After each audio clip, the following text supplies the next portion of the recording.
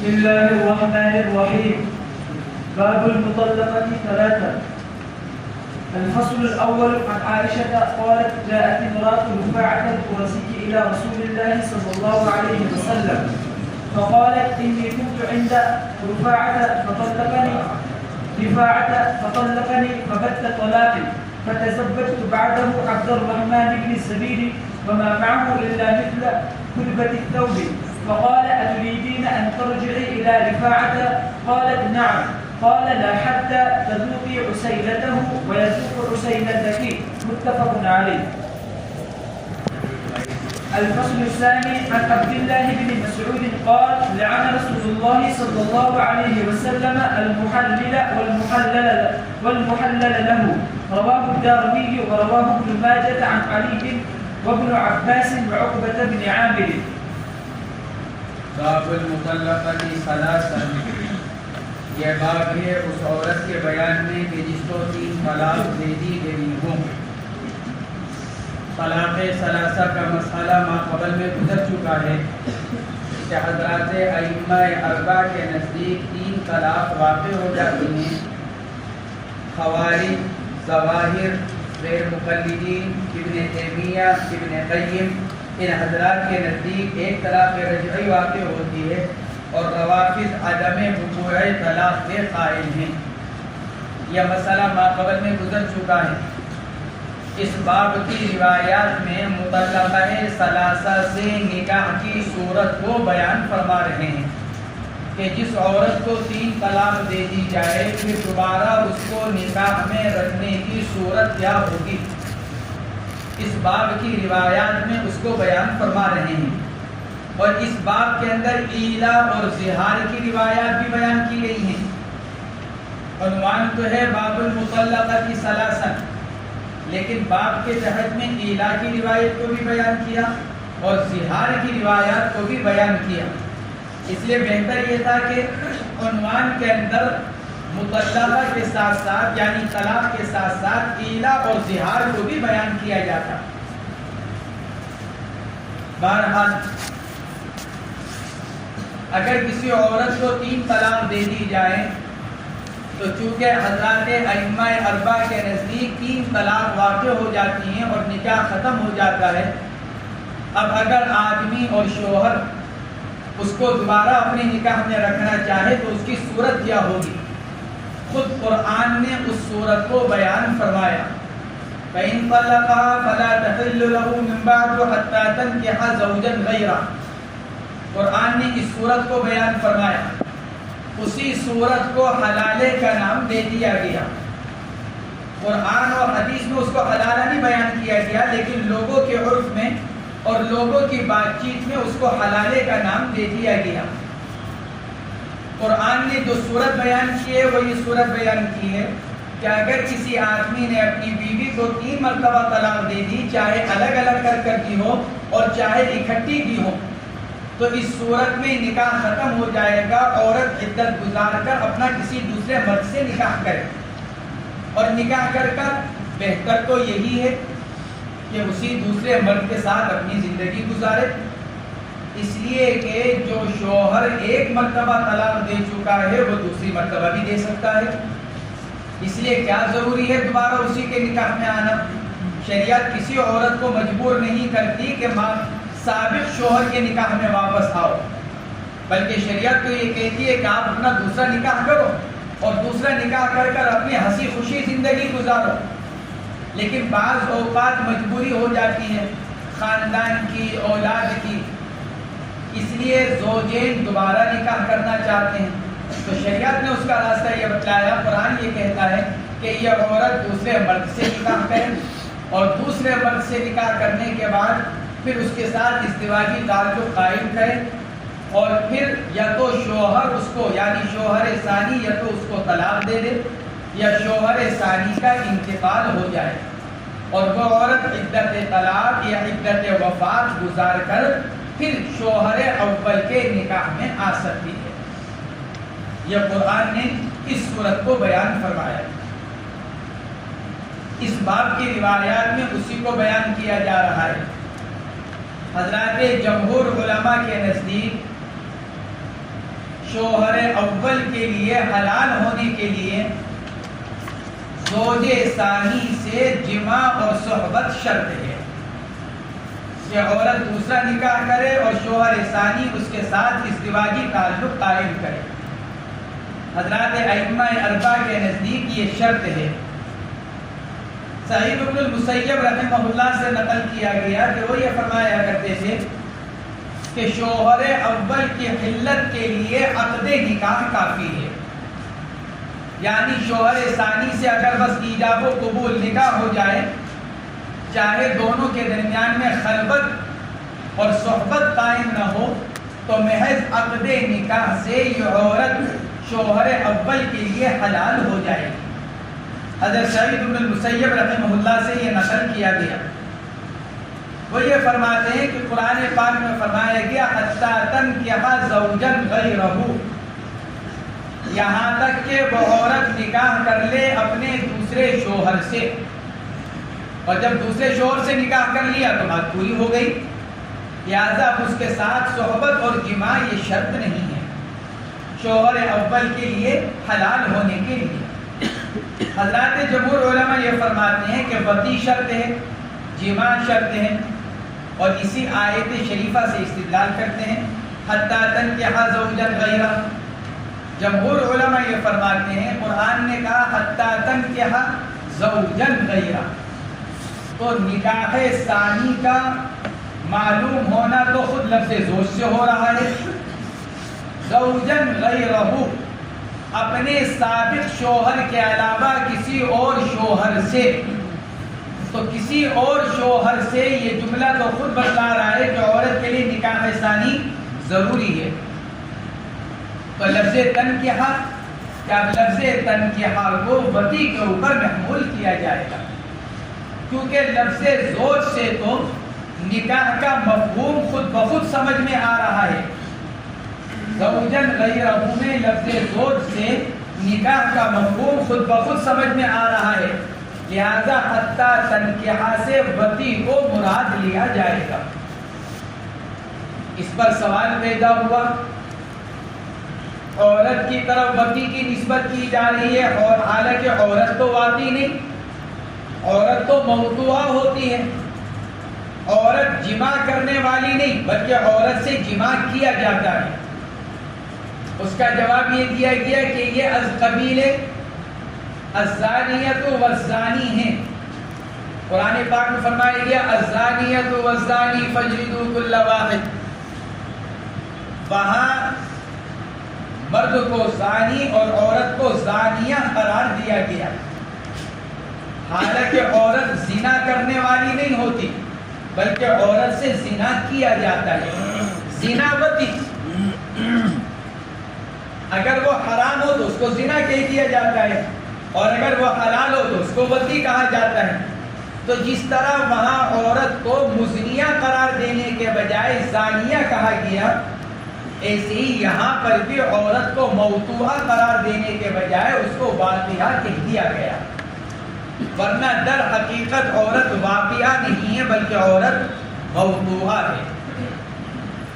دوسرا اعتراض اس کے اوپر یہ کیا گیا کہ جب قرآن پاک سے صراحتاً صرف اتنا معلوم ہو رہا ہے حتی تنکح زوجا غیرہ، تو پھر آپ کا جماع کی قید لگانا یہ کتاب اللہ پر زیادتی ہوئی. یہ تو آپ نے اس کا ایک مطلب نکالا ہے کہ بھئی لفظ تنکحہ سے جماع کو مراد لے لیا جائے، تاکہ حتی تنکحہ یہ مستقل ایک معنی کے اوپر دلالت کرنے والا جملہ بن جائے. سوال پیدا ہوا کہ یہ تو پھر کتاب اللہ کے اوپر زیادتی ہوئی احادیث کے ذریعے سے، کیونکہ احادیث کے ذریعے سے کتاب اللہ پر زیادتی کی گئی. جو اگلی روایت بیان کی جا رہی ہے اما جان حضرت عائشہ رضی اللہ تعالی عنہ کی، اس روایت کی وجہ سے جماع کی شرط کو جمہور علماء نے ضروری قرار دیا. تو اعتراض پیدا ہوا کہ حدیث کے ذریعے سے کتاب اللہ پر تو زیادتی جائز نہیں. تو اس کا جواب ایک تو صاحب ہدایہ وغیرہ نے یہ دیا کہ یہ حدیث مشہور ہے، اور قاعدہ ہے حدیث مشہور کے ذریعے سے کتاب اللہ پر زیادتی جائز ہے۔ تو اگرچہ قرآن پاک سے صرف نکاح کا مفہوم ہو رہا ہے، نکاح ثانی، اور جماع کی قید حدیث سے، اور حدیث مشہور، لہذا اس کے ذریعے سے کتاب اللہ پر زیادتی درست ہے۔ یہ جواب صاحب ہدایہ وغیرہ نے دیا، لیکن ہمارے شیخ ارمان یونس صاحب رحمۃ اللہ علیہ نے اس پر لکھا کہ اس حدیث کے اوپر حدیث مشہور کی تعریف صادق نہیں آتی، لہذا یہ کہنا کہ یہ حدیث مشہور ہے اور حدیث مشہور کے ذریعے سے کتاب اللہ پر زیادتی کی جا سکتی ہے، یہ جواب درست نہیں۔ اس لیے دوسرا جواب دیا گیا کہ کتاب اللہ کے اوپر زیادتی یہ مؤید باجماع صحابہ ہے، حضرات صحابہ کرام کا اس پر اجماع ہے کہ شوہر ثانی کے جماع کے بغیر مطلقہ زوج اول کے لیے حلال نہیں ہوتی۔ تو گویا کہ اجماع صحابہ اس حدیث کی تائید کرنے والا۔ تو کتاب اللہ کے اوپر جو زیادتی کی جا رہی ہے وہ کس کے ذریعے سے؟ ایسی حدیث کے ذریعے سے جس کی تائید اجماع صحابہ کر رہا ہے، لہذا اجماع صحابہ کے ذریعے سے کتاب اللہ پر زیادتی کی گئی۔ یہ جواب اس کا دیا گیا۔ پھر اس کے بعد حضرات جمہور علماء یہ فرماتے ہیں کہ زوج اول کے لیے حلال ہونے کے لیے جماع کافی ہے، انزال شرط نہیں ہے۔ حضرت حسن بصری رحمۃ اللہ علیہ سے نقل کیا گیا کہ شوہر ثانی کا انزال شرط ہے، اگر جماع کے بعد انزال پایا گیا تو یہ بیوی شوہر اول کے لیے حلال ہوگی ورنہ حلال نہیں ہوگی۔ اور وہ یوں فرماتے ہیں حضرت حسن بصری رحمہ اللہ کہ حضرت عائشہ رضی اللہ تعالی عنہ کی جو باب کی پہلی روایت ہے، اس میں اللہ کے نبی علیہ السلام نے ارشاد فرمایا لا حتی تذوقی عسیلتہ ویذوق عسیلتک، تم شوہر اول کے لیے اس وقت تک حلال نہیں ہوگی جب تک کہ تم اس کا مزہ نہ چکھ لو اور وہ تمہارا مزہ نہ چکھ لے، اور یہ ہوگا جب انزال پایا جائے گا۔ ذوق اصل یہ پایا جائے گا جب انزال ہو جائے۔ یہ حضرت حسن بصری رحمہ اللہ فرماتے ہیں، لیکن حضرات جمہور علماء فرماتے ہیں انزال شرط نہیں ہے، اس لیے کہ انزال کامل وقی ہے، یعنی جماع کو مکمل کرنے والا۔ اور حدیث پاک میں جو فرمایا جا رہا ہے حتی تذوقی عسیلتہ ویذوق عسیلتک، یہ مزے کا چکھنا تو نفس جماع سے ہو جاتا ہے، اس کے لیے انزال شرط نہیں ہے۔ اور اگر انزال کو شرط قرار دیا جائے گا جیسا کہ حسن بصری فرماتے ہیں تو پھر یہ کتاب اللہ پر زیادتی لازم آئے گی جس کی قرآن و حدیث میں کوئی دلیل موجود نہیں ہے۔ جماع کی تو دلیل بیان کی گئی کہ جماع کی دلیل حضرت عائشہ کی روایت جس کا مؤید صحابہ کا اجماع، لیکن حسن بصری جو انزال کی لگاتے ہیں، جمہور علماء یہ فرماتے ہیں کہ پھر یہ کتاب اللہ پر زیادتی لازم آئے گی اور اس زیادتی کے اوپر قرآن و حدیث سے کوئی دلیل موجود نہیں ہے، اس لیے انزال کی شرط نہیں لگائی جائے گی۔ اس روایت کے اندر اسی کو بیان کیا گیا، فرماتے ہیں عن عائشہ رضی اللہ عنہ قالت جاءت امرأة رفاعة القرزی رضی اللہ تعالی عنہما الى رسول اللہ صلی اللہ علیہ وسلم۔ حضرت رفاعہ قرزی یہ نسبت ہے قریظہ کی طرف، بنو قریظہ یہود کا ایک قبیلہ جو آباد تھے مدینہ منورہ اس کے اطراف میں، یہ اسی کی طرف نسبت اور اضافت ہے۔ حضرت رفاعہ قرظی ہیں، یعنی بنو قریظہ سے تعلق رکھنے والے، ان کے اہلیہ محترمہ، اہلیہ کے نام میں مختلف اقوال ہیں، تمیمہ، تمیمہ، سہیلہ، سہیلہ اور امیمہ، 5 قول نقل کیے گئے ہیں ان کے نام کے بارے میں، تمیمہ، تمیمہ، سہیلہ، سہیلہ اور امیمہ۔ فرماتے ہیں ان کی اہلیہ نے حضور اکرم صلی اللہ علیہ وسلم سے آ کر عرض کیا، انی کنت عند رفاعہ، میں رفاعہ کے نکاح میں تھی، انہوں نے مجھ کو طلاق دے دی، فبت طلاقی، طلاق البتہ اس سے مراد 3 طلاق، یعنی ایسی طلاق دینا کہ جس نے میرے تعلق کو بالکل لیا ختم کر دیا۔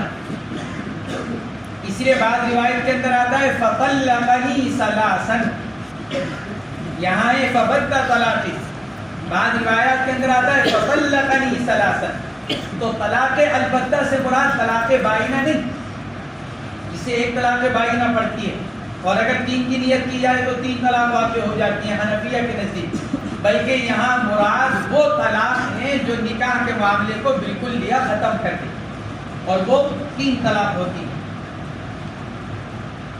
فتزوجت بعده عبد الرحمن بن الزبیر، پھر میں نے ان کی طلاق اور عدت گزر جانے کے بعد نکاح کیا عبد الرحمن ابن زبیر سے، زا کا فتحہ با کا کسرہ، عبد الرحمن ابن الزبیر، یہی صحیح ہے۔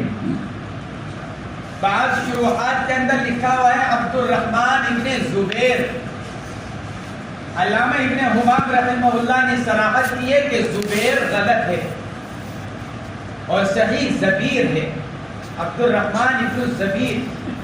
فرماتی ہے میں نے ان سے نکاح کیا، وما معه الا مثل ہدبۃ الثوب، ہدبہ، ہدبۃ الثوب لٹکا ہوا کپڑا، جس کو اردو میں جھالر کہا جاتا ہے، تم نے دیکھا ہوگا خان پر ڈھکنے کا کپڑا ہوتا ہے، میز پوش ہوتا ہے، میز کے اوپر کپڑا بچھا ہوا ہوتا ہے، اس کے اوپر گھر والے یا بازار میں کچھ جھالر لٹکا دیتے ہیں، عورتوں کے دوپٹوں پر تم نے دیکھا ہوگا کہ ذرا ذرا سا جھالر، اس کو کہا جاتا ہے ہدبہ، جھالر، ہندنا جس کو کہتے ہیں۔ تو عبد الرحمن ابن الزبیر رحمہ اللہ کے بارے میں ان کی اہلیہ محترمہ نے کنائی لفظ استعمال کیا، یہ بتلانے کے لیے کہ عبد الرحمن ابن الزبیر جماع کرنے کی طاقت نہیں رکھتے، کنائی لفظ استعمال کیا شرم کی وجہ سے۔ وما معه الا مثل ہدبۃ الثوب، حضرت نہیں ہے ان کے پاس مگر کپڑے کے پھندنے کی طرح، گویا کہ اس کے اندر طاقت نہیں ہے، وہ جماع کرنے کی طاقت نہیں رکھتے۔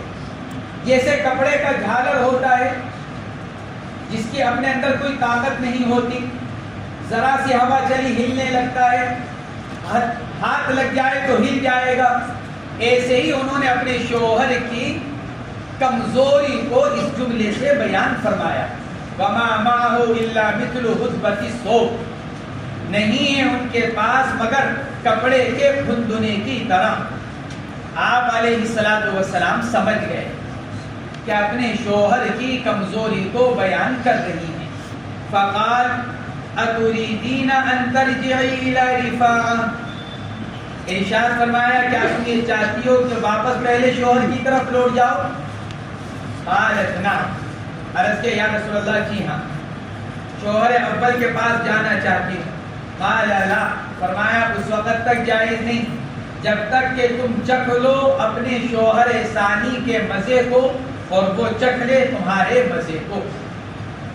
محدثین نے لکھا ہے کہ اس سے یہ معلوم ہوا کہ عبد الرحمن ابن الزبیر رضی اللہ تعالیٰ عنہ بالکل لیا نامرد نہیں تھے، کمزوری تو تھی لیکن بالکل لیا نامرد نہیں۔ اس لیے اللہ کے نبی علیہ السلام نے فرمایا کہ جب تک وہ جماع نہ کر لے اس وقت تک تم شوہر اول کے لیے حلال نہیں ہو. یہ اللہ کے نبی علیہ السلام نے ارشاد فرمایا. حضرات جمہور علماء ائمہ اربعہ اسی کے قائل ہیں کیونکہ یہ قرآنی فیصلہ ہے کہ زوج اول کے لیے عورت اس وقت حلال ہوگی جب زوج ثانی سے نکاح اور اس کے بعد جماع اور صحبت پائی جائے. سوال یہاں پر ایک ہی پیدا ہوتا ہے، طلاق دینے والا شوہر ہے، پھر سزا عورت کو کیوں بھگتنی پڑتی ہے؟ طلاق تو مرد نے دی ہے، خاص طور سے موجودہ زمانے کے اندر لوگوں کی طرف سے یہ غیروں کی طرف سے بھی سوال ہوتا ہے.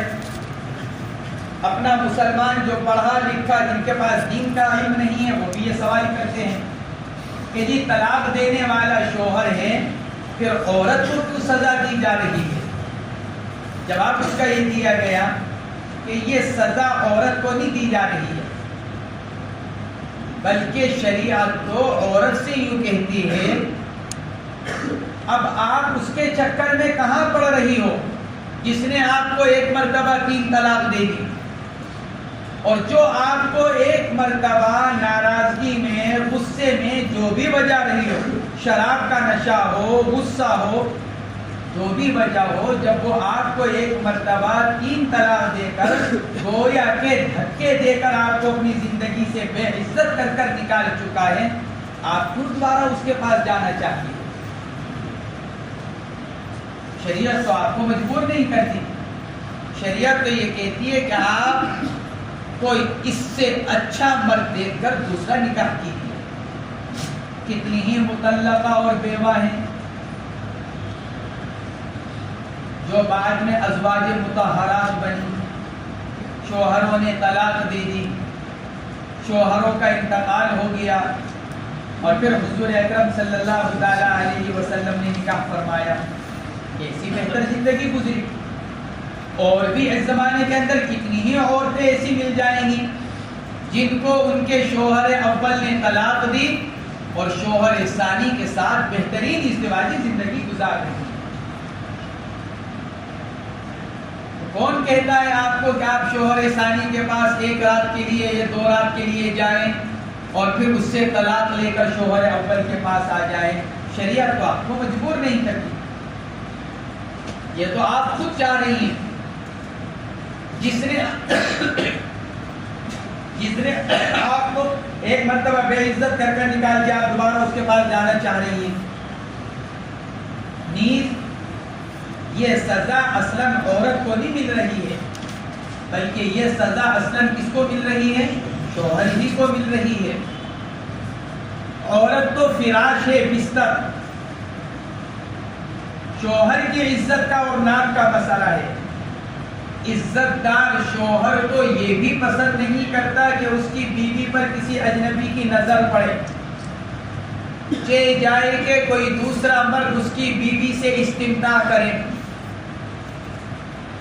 اب یہاں اس کی مطلقہ کو دوسرے شوہر کے پاس بھیجا گیا اس کو یہ سزا دینے کے لیے تاکہ آئندہ پوری زندگی اس کو یہ احساس رہے کہ میری بیوی سے دوسرے مرد نے جو استمتاع کیا ہے وہ میری اپنی غلطی کی وجہ سے ہوا ہے.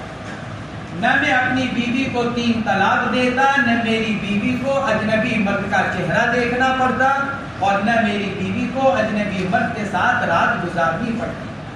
وہ ساری زندگی اسی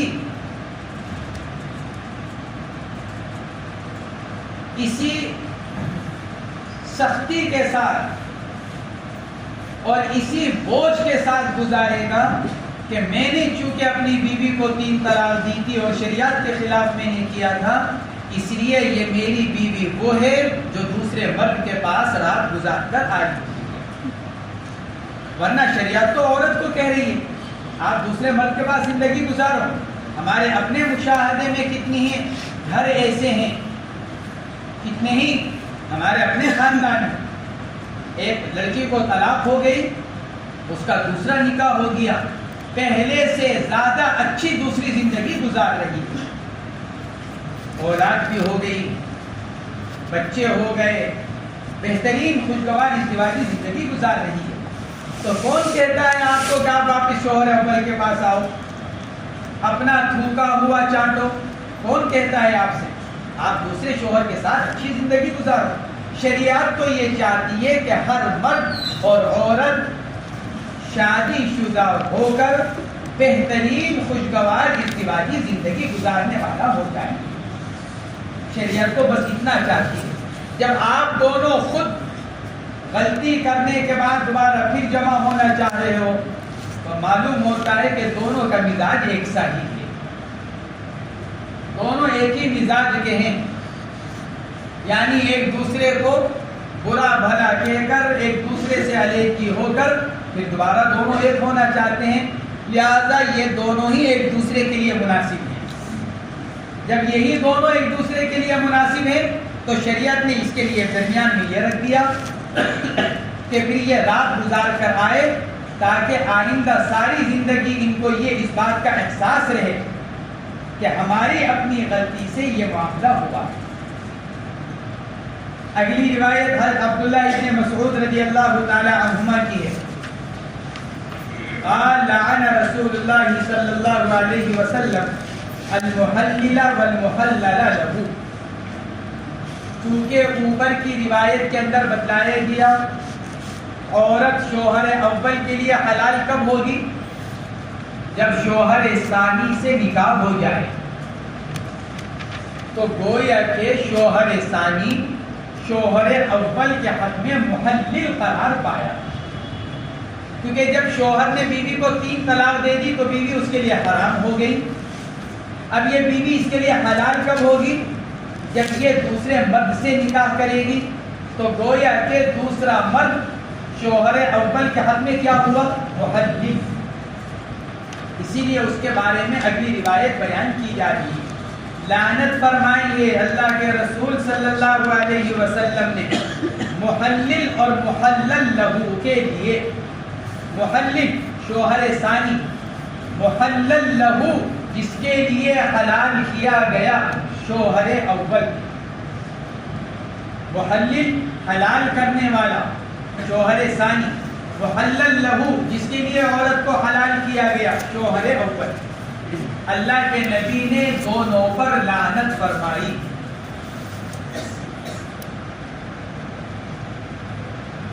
عورت کے حلال ہونے کے لیے عقد ثانی ہے نکاح ثانی، نکاح ثانی کے بعد عورت حلال ہوتی ہے۔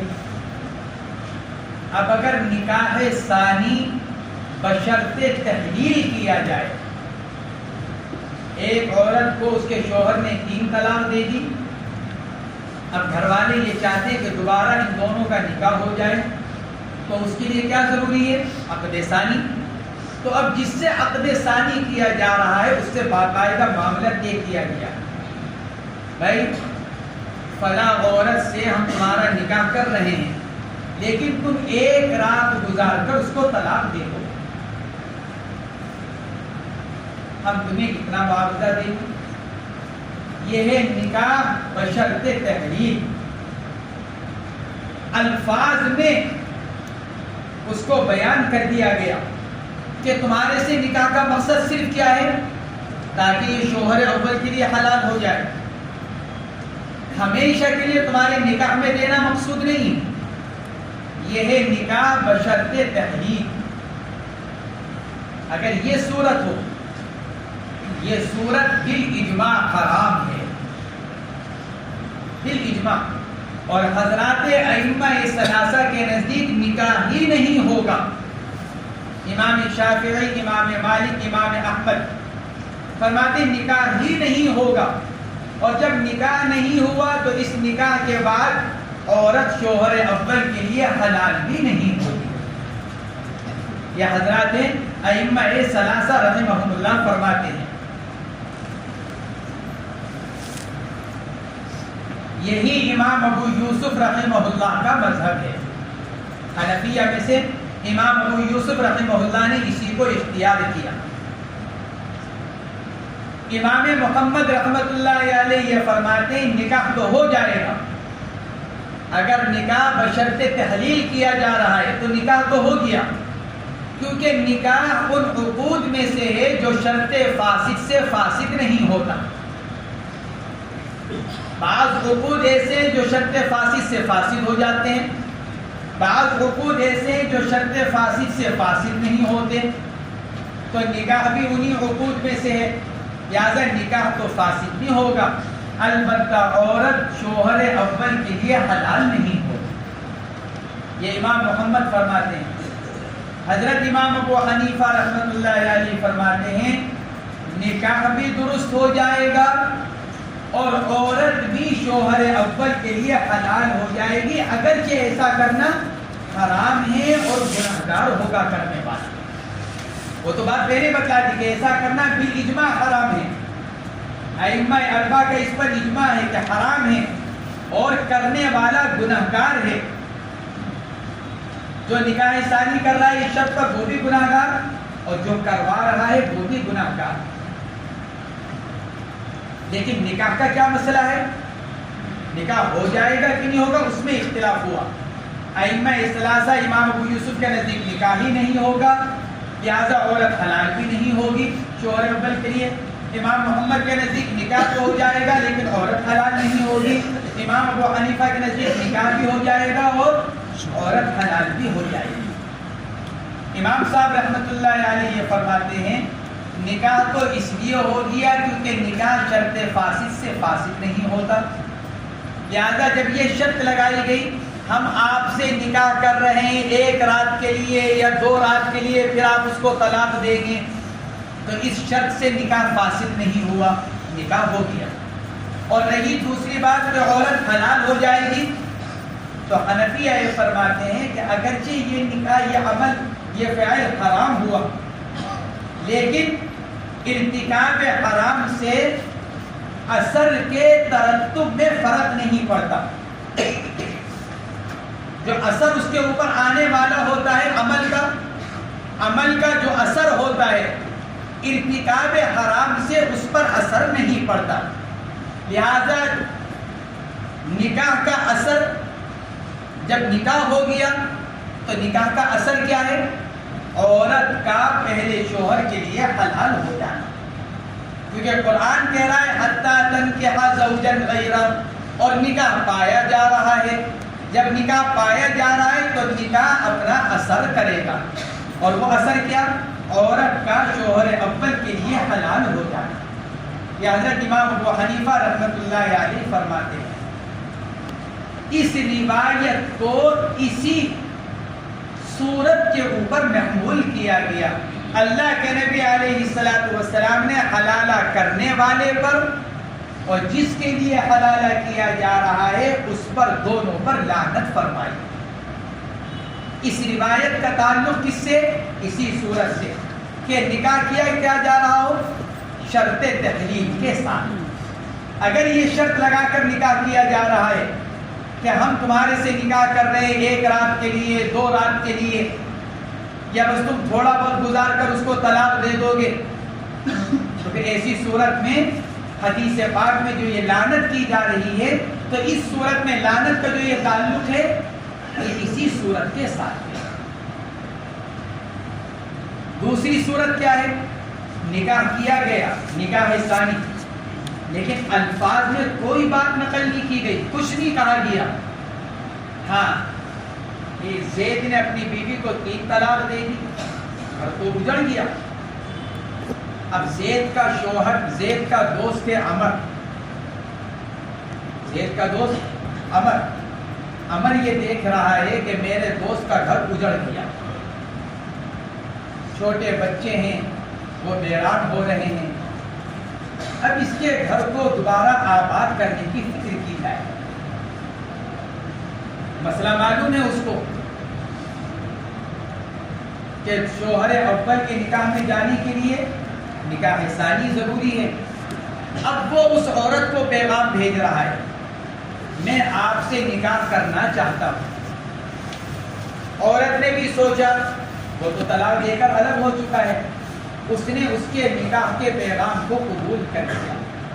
وہ عمر اس سے نکاح کر رہا ہے لیکن دل میں کیا نیت ہے؟ میرے دوست کا گھر آباد ہو جائے.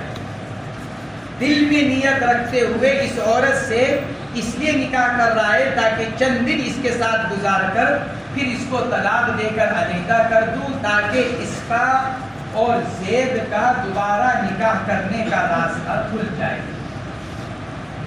اس صورت کا کیا حکم ہے؟ تحلیل. نکاح کا مقصد تحلیل ہے، لیکن یہ الفاظ یا شرط میں ذکر نہیں کیا جا رہا ہے، بلکہ زوج ثانی صرف دل میں نیت کیے ہوئے ہیں. اس صورت کو بھی امام احمد بن حنبل اور امام مالک یہ دونوں حضرات اس صورت کو بھی ناجائز قرار دیتے ہیں. فرماتے ہیں یہ صورت بھی جائز نہیں ہے اور اس صورت میں بھی نکاح درست نہیں ہوگا. امام احمد اور امام مالک دونوں فرماتے ہیں اس صورت میں بھی نکاح درست نہیں ہوگا، اور جب نکاح نہیں ہوا تو عورت شوہر اول کے لیے بھی حلال نہیں ہوگی. یہ دونوں حضرات یہ فرماتے ہیں. لیکن امام شافعی اور امام ابو حنیفہ رحمہ اللہ یہ دونوں حضرات یہ فرماتے ہیں کہ اس صورت میں نکاح درست ہو جائے گا. بلکہ علامہ شامی رحمۃ اللہ علیہ نے تو یہ لکھا ہے کہ بعض حضرات فقہاء کرام نے تو اس بات کی صراحت کی ہے کہ ایسی صورت میں یہ زوج ثانی عند اللہ ماجور ہوگا، یعنی اس کو کیا ملے گا؟ ثواب ملے گا. کیوں؟ اس لیے کہ دل میں اس کی نیت اور اس کا ارادہ کیا ہے ان دونوں کے گھر کا دوبارہ آباد ہو جائے اور آباد کرنا. چونکہ اس کا مقصد اپنے بھائی کا تعاون ہے اور اپنے بھائی کے گھر کو آباد کرنا ہے، اس لیے عند اللہ یہ زوج ثانی معجور ہوگا. کہ علامہ شامی رحمۃ اللہ علیہ نے بعض حضرات فقہاء کرام سے نقل کیا ہے. تو یہ جو روایت نقل کی گئی لعن رسول اللہ صلی اللہ علیہ وسلم المحلل والمحلل له، لعنت فرمائی ہے اللہ کے رسول صلی اللہ علیہ وسلم نے حلالہ کرنے والے پر اور اس پر جس کے لیے حلالہ کیا گیا ہو. ایک جواب تو یہ دیا گیا کہ روایت کس پر محمول ہے؟ پہلی صورت کے اوپر. علامہ شامی رحمۃ اللہ علیہ نے لکھا ہے یا پھر اس حدیث کو محمول کر لیا جائے کہ پر اس شوہر پر، اس زوج ثانی اور زوج اول پر جو اجرت پر حلالہ کر رہا ہو یا جو اجرت پر حلالہ کروا رہا ہو. زید نے اپنی بیوی کو طلاق دے دی، اب وہ عمر سے جا کر یوں کہہ رہا ہے بھائی میں نے اپنی بیوی کو 3 طلاق دے دی، اب دوبارہ میں اس کو اپنے نکاح میں رکھنا چاہتا ہوں، میں تم کو 10,000 روپے دوں گا، تم میری بیوی سے خاموشی سے نکاح کر کر 1-2 رات اس کے ساتھ گزار کر اس کو طلاق دے دو تاکہ عدت گزرنے کے بعد میں دوبارہ اس سے نکاح کروں. اور عمر اس کو قبول کر رہا ہے، گویا کہ وہ اس نکاح پر اجرت دے رہا ہے اور یہ اجرت دے رہا ہے. تو اس حدیث میں وارد لعنت کو محمول کیا جائے کس پر؟ اجرت پر حلالہ کرنے والے اور اجرت پر حلالہ کروانے والے پر. لعن اللہ المحلل والمحلل له.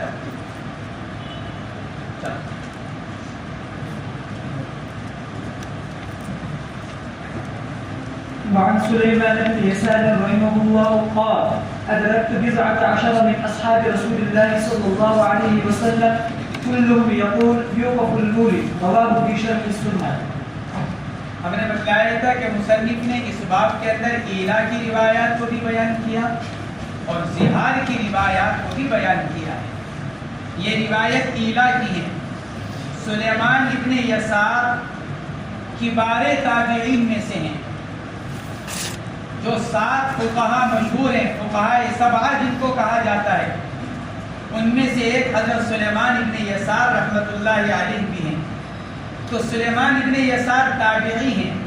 فرماتے ہیں میں نے 10 سے زیادہ صحابہ کرام کو پایا. ادرکت 19 من اصحاب رسول اللہ صلی اللہ علیہ وسلم، میں نے 10 صحابہ کرام کو پایا.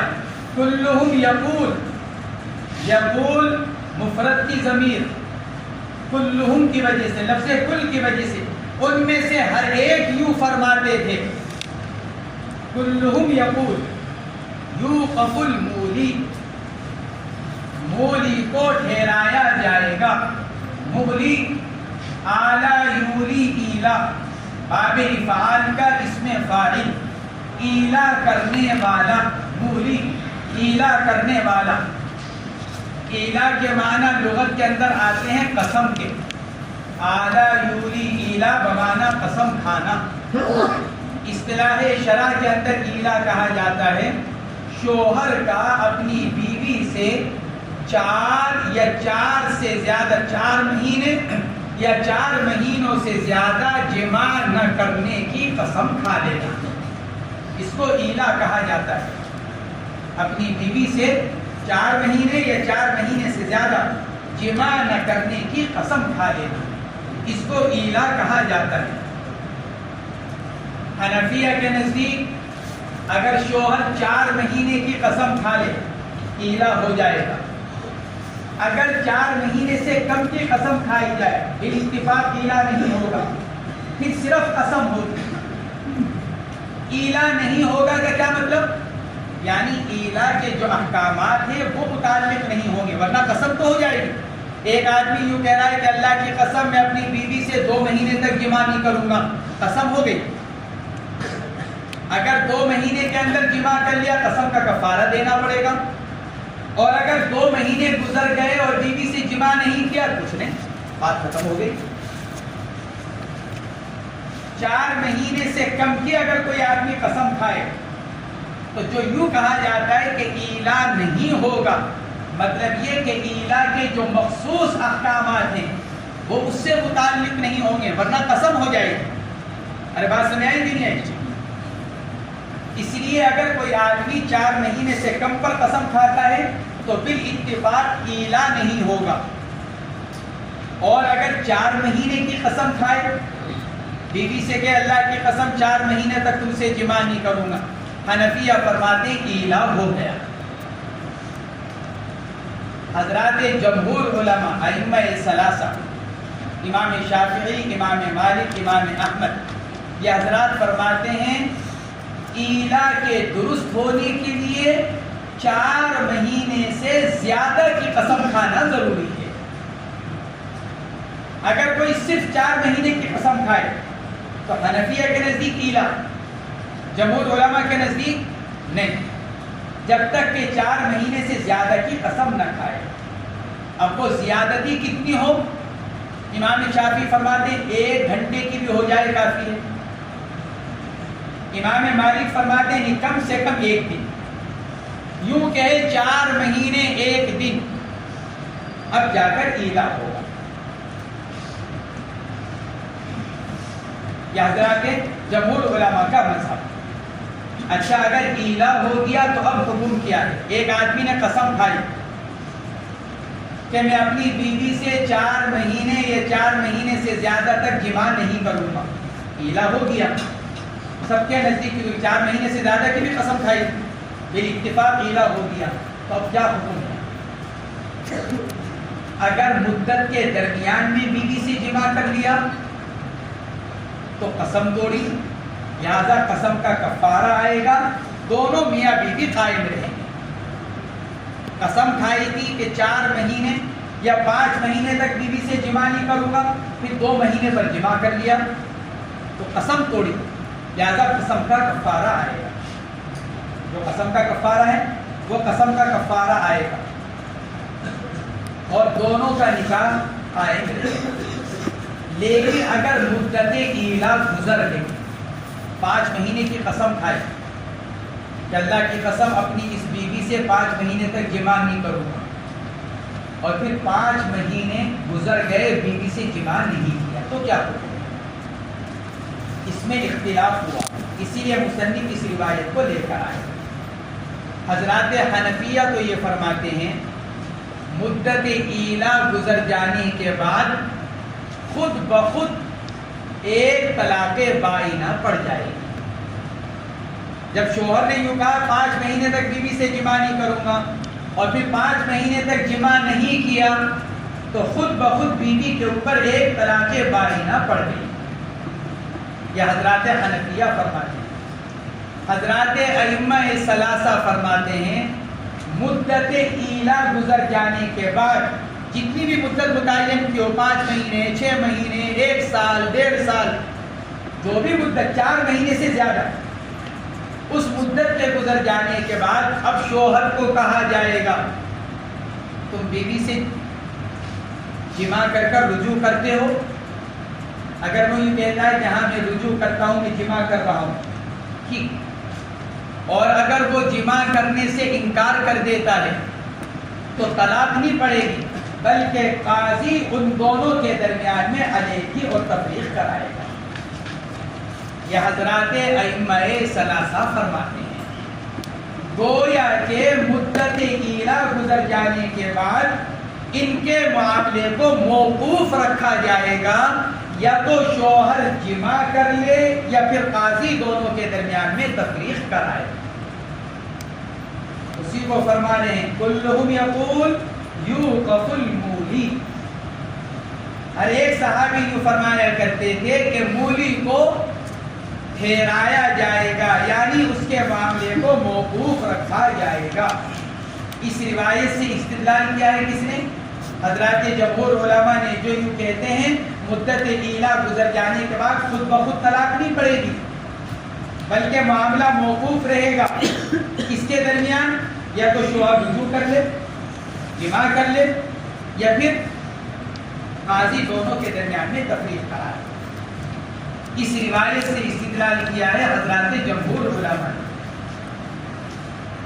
حنفیہ نے استدلال کیا قرآن پاک کی آیت للذین یقولون من نسائهم تربص 4 اشہر فإن فاءوا فإن اللہ غفور رحیم وإن عزموا الطلاق فإن اللہ سمیع علیم. حضرات حنفیہ یہ فرماتے ہیں فإن فاءوا میں فا تفصیلیہ ہے. للذین یقولون من نسائهم تربص 4 اشہر، یہاں ایلا کو اجمالی طور پر بیان کیا. ایلا کی مدت 4 مہینے. للذین یقولون من نسائهم تربص 4 اشہر، ایلا کی مدت 4 مہینے. اب اس کے بعد فإن فاءوا فإن اللہ غفور رحیم وإن عزموا الطلاق فإن اللہ سمیع علیم. اب فا لایا گیا، یہ فا تفصیلیہ. اب اسی اجمال کی قرآن آگے تفصیل کر رہا ہے. ان فاءوا وإن عزموا، یہ اسی اجمال کی تفصیل کی جا رہی ہے. تو حضرات حنفیہ فرماتے ہیں کہ آیت شریفہ کے اندر حرف فا تفصیلیہ ہے. اولاً ایلا کی اجمالی، ایلا کو اجمالاً بیان کیا گیا، پھر اس کے بعد ایلا کی تفصیل کو بیان کیا جا رہا ہے کہ اگر شوہر ان 4 ماہ کے اندر رجوع کر لے تو بیوی باقی رہے گی. فإن فاءوا، اگر شوہر ان 4 مہینوں کے اندر رجوع کر لے تو بیوی باقی رہے گی، اور اللہ اس معاملے کو جو اس نے قسم کھائی تھی اس کو معاف کرنے والا ہے. وَإِنْ عَزَمُوا الطَّلَاقَ، لیکن اگر اس کا ارادہ ہی علیحدہ کرنے کا ہے، اس لیے اس نے 4 مہینے میں رجوع نہیں کیا، تو 4 مہینے گزر جانے کے بعد طلاق پڑ جائے گی، اور اللہ احوال کو، باتوں کو سننے والا اور احوال کو جاننے والا ہے. حضرات حنفیہ فرماتے ہیں فا تفصیلیہ ہے، اور آگے اسی کی تفصیل کو بیان کیا جا رہا ہے. اگر 4 مہینے کے اندر آدمی جماع کر لے گا تو قسم کا کفارہ دے کر بیوی نکاح میں رہے گی، اور اگر آدمی 4 مہینے کے اندر جماع نہیں کر رہا ہے تو گویا کہ وہ طلاق کا ارادہ کیے ہوئے، وہی عزم الطلاق، گویا کہ طلاق یعنی علیحدہ کرنے کا ارادہ کیے ہوئے، لہذا طلاق واقع ہو جائے گی. وہی عزم الطلاق فإن اللہ سمیع علیم. اور فا کے تفصیلیہ ہونے کی دلیل حضرت عبداللہ ابن مسعود کی قرات. ہماری جو قرات ہے وہ کیا ہے؟ فإن فاءوا فإن اللہ غفور رحیم. لیکن عبداللہ ابن مسعود رضی اللہ تعالی عنہما کا جو مصحف تھا اس میں ہے فإن فاءوا فیہن، فإن اللہ غفور رحیم. حضرت عبداللہ ابن مسعود کا جو اپنا مصحف، جو ان کی اپنی قرأت، وہ کیا ہے؟ فإن فاؤوا فیہن، اور اگر وہ رجوع کر لیں ان 4 مہینوں میں، فإن فاؤوا فیہن، اگر وہ رجوع کر لیں ان 4 مہینوں میں تو اللہ معاف کرنے والا ہے. گویا کہ قسم کا کفارہ دے دیا جائے، معاملہ ختم ہو جائے گا. حنفیہ فرماتے ہیں عبداللہ ابن مسعود کی یہ قرأت اس بات کی دلیل ہے کہ فإن فاؤوا میں فا ان کے لیے ہے، تفصیل کے لیے، اور آگے اسی تفصیل کو بیان کیا جا رہا ہے. حضرت عبداللہ ابن عباس، جن کو اعلم بالتفسیر کہا جاتا ہے، عبداللہ ابن عباس کی تفسیر بقیہ حضرات کی تفسیر پر راجح ہے. خود حضرت عبداللہ ابن عباس رضی اللہ تعالی عنہما نے اس روایت کی تفسیر، اس آیت کی تفسیر کرتے ہوئے فرمایا کہ فے سے مراد ہے جماع کرنا. فإن فاؤوا، فے سے مراد کیا ہے؟ فإن فاؤوا، فے سے مراد ہے جماع کرنا. الجماع فی 4 اشہر. عبداللہ ابن عباس فرماتے ہیں فإن فاؤوا، اگر وہ رجوع کر لیں تو رجوع کے معنی کیا؟ اے الجماع فی 4 اشہر. اور فرماتے ہیں وَإِنْ عَزَمُوا الطَّلَاقَ، عزم طلاق سے مراد کیا ہے؟ فرماتے ہیں انقضاء 4 الاشہر، 4 مہینوں کا گزر جانا. وَإِنْ عَزَمُوا الطَّلَاقَ، اور اگر 4 مہینے گزر گئے ہیں تو پھر خود بخود دونوں کے درمیان میں علیحدگی ہو جائے گی. عبداللہ ابن عباس رضی اللہ تعالیٰ عنہ فرماتے ہیں فَإِذَا مَضَتْ بَانَتْ بِتَطْلِيقَةٍ، فے سے مراد 4 مہینوں میں جماع کرنا، عزم طلاق سے مراد 4 مہینے کا گزر جانا. اور جب 4 مہینے گزر گئے فرماتے ہیں بانت بتطلیقۃ. حضرت عثمان، حضرت زید بن ثابت رضی اللہ تعالی عنہما سے نقل کیا گیا، یہ حضرات فرمایا کرتے تھے ایلا کے بارے میں اذا مضت 4 اشہر فہی تطلیقۃ واحدۃ. اذا مضت 4 اشہر، جب 4 مہینے گزر جائیں بغیر جماع کے، فہی تطلیقۃ واحدۃ، تو یہ 4 مہینے کا گزر جانا ہی ایک طلاق قرار پائے گا. حضرت عثمان غنی اور حضرت زید بن ثابت، ایسے ہی عبداللہ ابن مسعود، حضرت علی، ان تمام حضرات سے یہی نقل کیا گیا.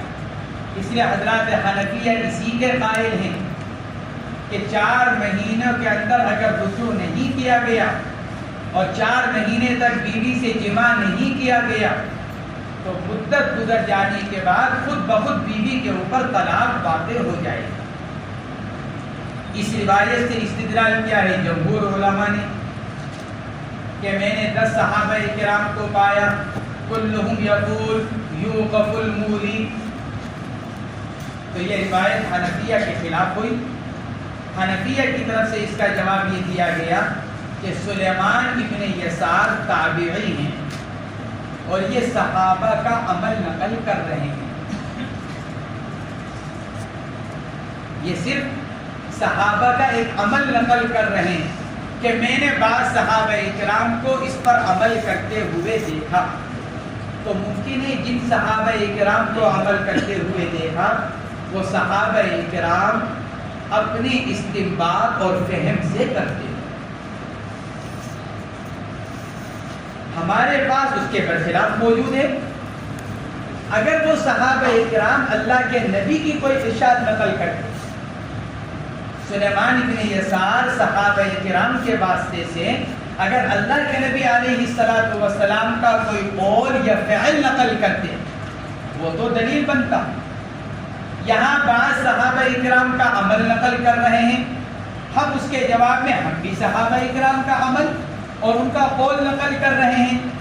عبداللہ ابن عباس جو اعلم بتفسیر القرآن قرار پائے ہیں، ہم ان کی تفسیر نقل کر رہے ہیں. عبداللہ ابن مسعود جو صحابہ کرام میں فقہائے صحابہ میں سے شمار ہوتے ہیں، ہم ان کا قول نقل کر رہے ہیں. تو صحابہ کے قول کے مقابلے میں صحابہ کا قول ہمارے پاس موجود ہے، لہذا اس روایت سے ہمارے خلاف استنباط اور استدلال نہیں کیا جا سکتا۔ اگر آپ کے پاس صحابہ اکرام بعض صحابہ اکرام کا عمل ہے، ہمارے پاس بھی موجود ہے۔ ہاں اگر سلیمان ابن یسار اللہ کے نبی کا کوئی ارشاد نقل کرتے یا اللہ کے نبی کا عمل نقل کرتے تو پھر اللہ کے نبی کا ارشاد یا اللہ کے نبی کا عمل صحابہ کرام کے اقوال اور اعمال کے اوپر ہوتا۔ اس لیے حنفیہ کی طرف سے اس کا جواب یہ دیا گیا کہ سلیمان ابن یسار صحابہ کا عمل نقل کر رہے ہیں تو ممکن ہے کہ انہوں نے اپنے اجتہاد یا استنباط اور فہم سے کیا۔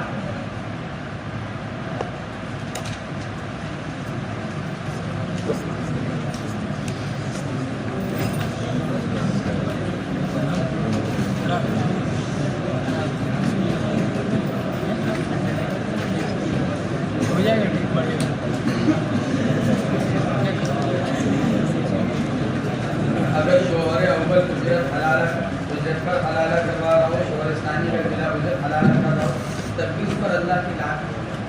ہم نے بتلایا دیا دو صورتیں ہیں، اس حدیث کا محمل دو صورتیں قرار پائی، ایک تحلیل بالاجرت اور دوسرے تحلیل بالشرط۔ تحلیل بالاجرت اور دوسری صورت تحلیل بالشرط۔ اگر ان دو باتوں میں سے کوئی دو صورتوں میں سے اگر کوئی صورت پائی جا رہی ہے تو پھر شوہر ثانی لعنت کا حقدار ہے، ورنہ اس کے اوپر لعنت نہیں آئے گی۔ اگر کوئی نکاح کرتا ہے ایک رات کے لیے ایک دو رات کے لیے تو امام صاحب کے نزدیک ہو جائے گا، یہ تو نکاح موقت کی مشابہت ہوگی۔ امام صاحب کے نزدیک نکاح موقت جائز ہی نہیں، نکاح موقت وہ کہلاتا ہے جہاں متعین کر لیا یا پھر اتنا کہا جاتا ہے کہ بھئی آپ اس کے ساتھ وقت گزار کر جمع کر آدمی جو ہی کرتا ہے کہ بھئی ہم آپ سے اس کا جو نکاح کر رہے ہیں عورت کا وہ کس لیے کر رہے ہیں کہ آپ تھوڑا سا وقت گزار کر اس کو کیا کر لو، آپ اس کو طلاق کہتے ہیں۔ مقصد 24 گھنٹے یا 48 گھنٹے نہیں، بلکہ مقصد ہوتا ہے عارضی نکاح کرنا۔ نکاح موقت کے اندر تو اگر مدت متعین کر دی جائے تو مسئلہ آتا ہے نکاح موقت کا، لیکن یہاں شرط جو ہوتی ہے وہ بشرط تحلیل، بھائی ہم آپ سے نکاح اس لیے کر رہے ہیں تاکہ یہ عورت شوہر اول کے لیے حلال ہو جائے۔ اب چاہے وہ 1 دن رکھے، چاہے وہ 2 دن رکھے، چاہے 3 دن، لیکن چونکہ یہ معاملہ ہوتا ہے کہ نکاح بشرط تحلیل، اس لیے نکاح تو ہو جاتا ہے امام ابو حنیفہ کے نزدیک اور حضرات ائمہ ثلاثہ کے نزدیک نکاح نہیں ہوتا۔ شریعت مرد کو سزا دے رہی ہے، مانا کہ کبھی کبھی مرد کے لیے پہلی عورت سے بہتر دوسری عورت کو جو سے نکاح کر سکتا ہے، نہیں، سزا تو جب ہی ہے جب وہ عورت شوہر اول کے نکاح میں آتی ہے۔ اگر وہ شوہر اول کے نکاح میں نہیں آ رہی ہے تو کسی کے لیے بھی سزا نہیں ہے۔ بھائی سزا تو جب ہے جب شوہر اول اس کو دوبارہ نکاح میں لانا چاہ رہا ہے۔ اگر شوہر اول نکاح میں لانا ہی نہیں چاہ رہا ہے تو بات ہی ختم ہو گئی ہے۔ پھر تو وہ یوں ہی کہتا ہے کہ جی میرا تو اس کے ساتھ نباہ نہیں تھا اسی لیے تو میں نے اس کو طلاق دے کر علیحدہ کیا۔ سزا تو جب ہی ہوگی جب وہ اس کا ارادہ رکھتا ہو کہ میں اس بیوی کو دوبارہ اپنے نکاح میں لانا چاہتا ہوں۔ دور حاضر میں تو متعلقہ عورت سے کوئی نکاح کرنا بھی پسند نہیں کرتا کہ بیچاری شوہر اول کی طرف نہ جائے تو کہاں جائے، ایسا نہیں۔ ہم نے تو مثال کی اپنے خاندان کی بھی، ہمارے خاندان میں بھی طلاق ہوئی ایک بچی کو، نباہ نہیں ہو سکا کیونکہ بعض اوقات مزاج کا توافق نہیں ہو پاتا، تو طلاق ہو گئی نکاح کے 1 سال کے بعد، شادی کے 1 سال کے بعد۔ لیکن ہمارے خاندان ہی کے ایک دوسرے نے جو غیر شادی شدہ تھے، یہ نہیں کہ ان کا دوسرا نکاح نہ، غیر شادی شدہ تھے، انہوں نے اس سے نکاح کیا، بہت اچھی زندگی گزار رہے ہیں، بہت خوشگوار زندگی گزر رہی ہے، صحیح معنوں میں بہت اچھی زندگی گزر رہی ہے، ایسا نہیں ہے۔ ہاں ہمارے معاشرے کے اندر، کیونکہ ہمارا معاشرے کے اندر بہت ساری چیزیں غیروں سے آئی ہوئی ہیں اور غیروں میں اس کو معیوب سمجھا جاتا ہے۔ مطلقہ سے نکاح کو معیوب سمجھنا یہ غیر اسلامی چیز ہے۔ حضور پاک علیہ السلام نے مطلقات سے نکاح کیا ہے، آپ علیہ السلام نے مطلقات سے نکاح کیا ہے۔ نعوذ باللہ من ذالک، ہمارے نزدیک تو ایک چیز عیب والی ہو اور اللہ کے نبی علیہ الصلوۃ والسلام اس کام کو کرنے والے ہوں. اگر آپ سوچیں ہمارا معاشرہ یا ہماری برادری یا ہمارا خاندان ایک ایسے کام کو معیوب سمجھ رہا ہے جس کو کس نے کیا ہے؟ حضور اکرم صلی اللہ علیہ وسلم. اس لیے اس کی اصلاح کی ضرورت ہے اور جہاں موقع ہو آدمی کو وہاں اس کی بات چلانی چاہیے. متعلقہ عورتوں کی نکاح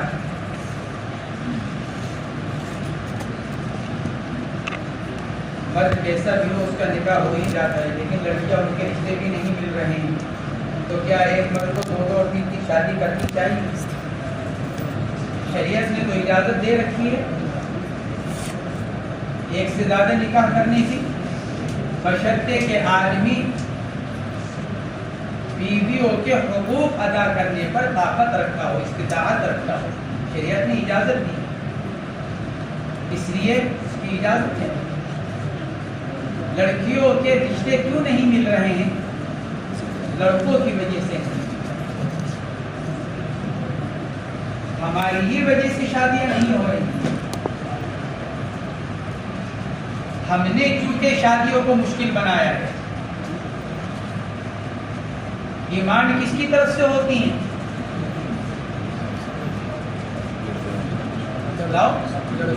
لڑکے والوں کی طرف سے. اگر ہم اپنے طور پر نکاح کو آسان کر دیں، ہم نکاح کو شریعت کے مطابق، دیکھو کوئی بھی ماں باپ ایسا نہیں ہے جو اپنی لڑکی کو خالی ہاتھ رخصت کر دے. ہر ایک ماں باپ اپنی بیٹی کے بارے میں یہ سوچتا ہے، یہ چاہتا ہے اور یہ کوشش کرتا ہے کہ اس کو اپنی استطاعت کے بقدر بہتر سے بہتر جو کچھ میں دے سکتا ہوں میں دے کر رخصت کروں. لیکن جب ہماری طرف سے زیادتی ہوتی ہے، ہمیں اتنا کے سامان چاہیے، ہمیں یہ سواری چاہیے، ہمیں اتنا نقد چاہیے، تو وہ اکثر لڑکی کے والدین کی استطاعت سے باہر ہوتا ہے، جس کی وجہ سے لڑکیوں کے رشتے نہیں ہوتے.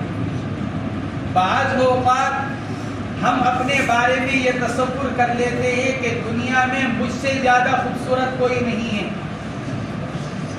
لہذا مجھے بھی ایسی لڑکی چاہیے کہ اس سے زیادہ خوبصورت کوئی نہ ہو.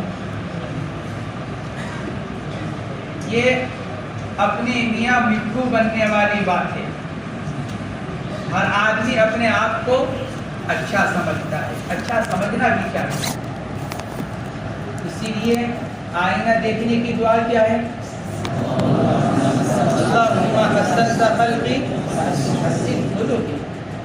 اللہ آپ نے اچھی صورت بنائی ہے، نفس صورت ہی اچھی ہے. ورنہ جانوروں کو لے لیا جائے، ہر انسان بہتر ہے. قرآن نے اس کو بیان کیا احسن تقویم، بہترین انسان چاہیے، سب سے خوبصورت سانچہ انسان کا. لیکن دوسروں کو بدصورت یا دوسروں کو حقیر نہیں سمجھنا چاہیے. ہر ایک اللہ کا بنایا ہوا ہے. ورنہ ہم میں سے ہر ایک اپنے آپ کو، ایک بادشاہ نے اعلان کیا جس کا بچہ اپنے بچوں کو لے کر آئے، چھوٹے بچوں کو، جس کا بچہ سب سے خوبصورت ہوگا اس کو انعام دیا جائے گا. شہر کی ساری عورتیں اپنے بچوں کو لے کر پہنچی. اس میں ایک عورت بھی اپنے بچے کو لے کر پہنچی جو انتہائی کالا بدصورت اپنے اس بچے کو لے کر پہنچی. اب وہ ہر ایک بچہ بادشاہ کے سامنے پیش ہو رہا تھا. وہ عورت بھی اپنے بچے کو لے کر آئی سامنے. بادشاہ نے کہا یہ بھی خوبصورت ہے. ماں نے جواب دیا کہ بادشاہ سلامت، میری نگاہ سے دیکھیے. کیا کیجیے؟ میری نگاہ سے دیکھیے تو آپ کو میرا یہ بچہ کیا لگے گا؟ خوبصورت ہی لگے گا. تو آدمی اپنے آپ کو خوبصورت سمجھتا ہے اور اس کے ماں باپ بھی اس کو خوبصورت سمجھتے ہیں کیونکہ بچہ ہے اپنا. اس لیے نکاح کا مشکل ہونا ہماری وجہ سے ہے، نکاح کا آسان ہو جانا بھی ہمارے اوپر ہے. اللہ نے ہم کو علم دین سے نوازا ہے، لہٰذا ہم کیا کریں؟ ہمیں اس علم دین کی جو فضیلت ہمارے ساتھ لگی ہوئی ہے ہمیں اس کی رعایت رکھنی چاہیے. اگر عورت کو پہلے ہی سمجھا رکھا ہو کہ نکاح کے بعد اس سے خلا کر لینا، پھر وہ اس میں طلاق، پھر وہیں طلاق دے دے کہ عورت سے ایسا کرانا، پھر وہ تمہیں طلاق دے گا تو کیا عورت سے ایسا کرانا درست ہوگا؟ اس صورت میں لعنت کی حقدار عورت ٹھہرے گی. اس لیے کہ تو فرمایا گیا المنتزعات والمخترعات ہن المنافقات، بلا وجہ شرعی خلا کرنے والی منافقہ ہیں. لہذا اگر شوہر ثانی سے کوئی بات طے نہیں ہوئی اور شوہر ثانی دوام کے لیے نکاح کر رہا ہے کہ نہیں اچھا ہے میرا بھی گھر بس جائے گا، اس کا بھی گھر بس جائے گا، میں طلاق نہیں دوں گا، اور عورت دل میں یہ بات رکھے ہوئے کہ نہیں مجھے تو اس سے کیا کرنا ہے، خلا لینی ہے، تو اسی کے بارے میں تو اوپر روایت بیان کی گئی کہ وہ عورت جو زبان سے تو یہ اقرار کر رہی ہو کہ میں ہمیشہ کے لیے نکاح کو قبول کرتی ہوں اور دل میں کیا چھپائے ہوئے ہیں کہ میں کچھ دنوں کے بعد اس سے خلا کروں گی، تو اسی کو منافقت قرار دیا گیا.